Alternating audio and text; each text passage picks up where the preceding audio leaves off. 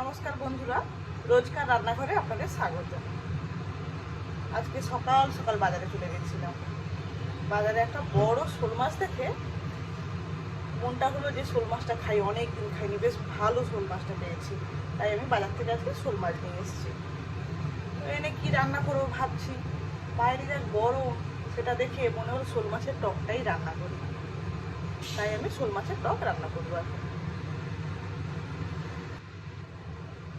প্রথমে মাছটাকে ধুয়ে নুন হলুদ মেখে রেখেছি। দেখুন বেশ ভালো পেয়েছি, পুরো ডিমওয়ালা শোল মাছটা নুন হলুদ মেখে রেখে দিয়েছি।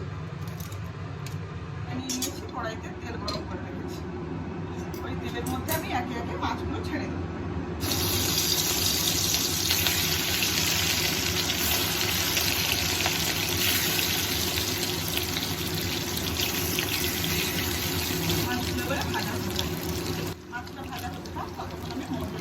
লাগবে বড়ি ভাজা হবে, আর 5 ফোড়ন আর শুকনো লঙ্কা ফোড়নের জন্য, আর সরষে পোস্ত বাটা,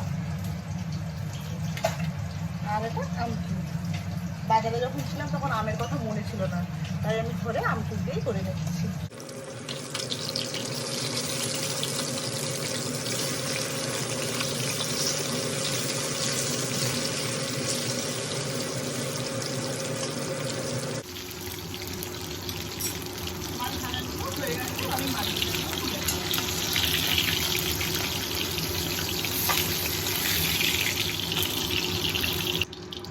ওই তেলে বড়িগুলো ভেজে নেব।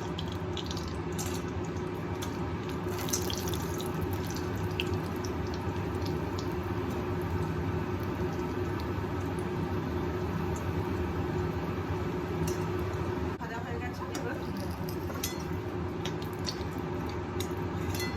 ওই তেলেই 5 ফোড়ন আর শুকনো লঙ্কাটা দিয়ে দেবো।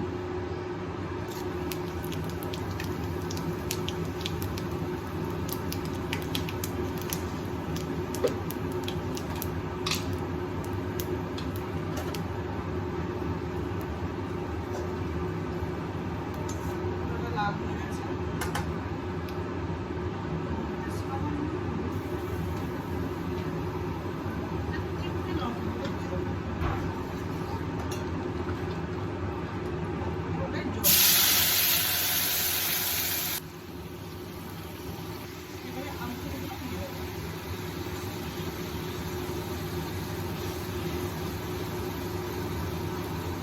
সরষে পোস্ত বাটা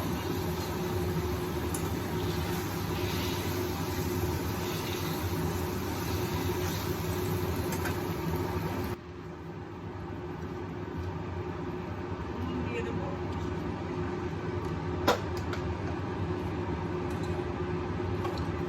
মাছগুলো আমি এর মধ্যে অ্যাড করবো।